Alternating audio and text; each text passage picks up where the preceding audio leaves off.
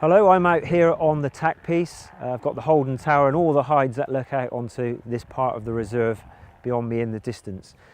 Now, if you visited in recent weeks or months, you couldn't fail to notice the amount of work that's going on around the site.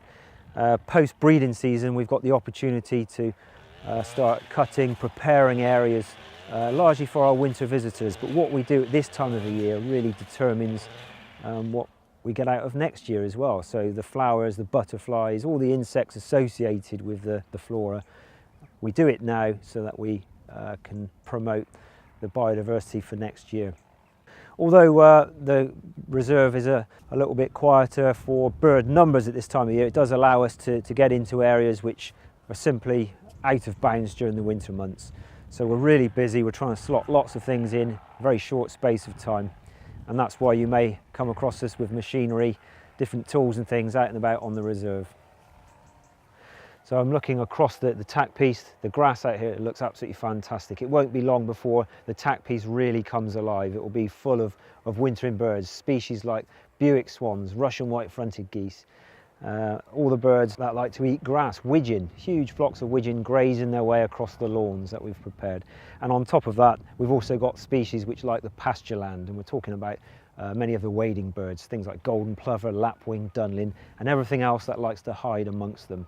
So I totally encourage you to come down and see the winter spectacle. Once this has been grazed off a little bit more, we will then start to flood it up for the winter and it will come alive. Really don't miss it. Come and have a look at this wonderful spectacle.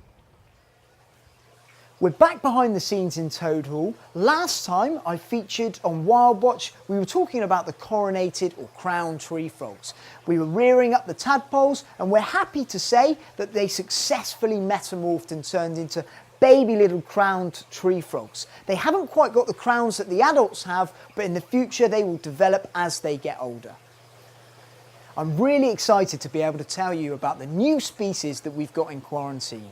It's the Javan horn frogs. They're a species that we've been looking for the collection for many years. And they come from the Javan tropical forest and they're a montane species. They live in the mountains. The horn frogs are obviously called the horn frogs because they've got the points on the tops of their heads. But they've also got a really cool feature in the fact that they can mimic leaf litter that you would find on the forest floor. They're very, very brown and in the shape of a leaf. The tadpoles of the horn frogs are really quite interesting. They've got this amazing mouth part that almost looks like two fangs, and that helps them feed on the water surface in the river. I'll keep you updated on how the horn frogs are getting on in quarantine. Once they've completed quarantine, we'll get to see them at the talks, and hopefully we'll get some breeding success with them as well.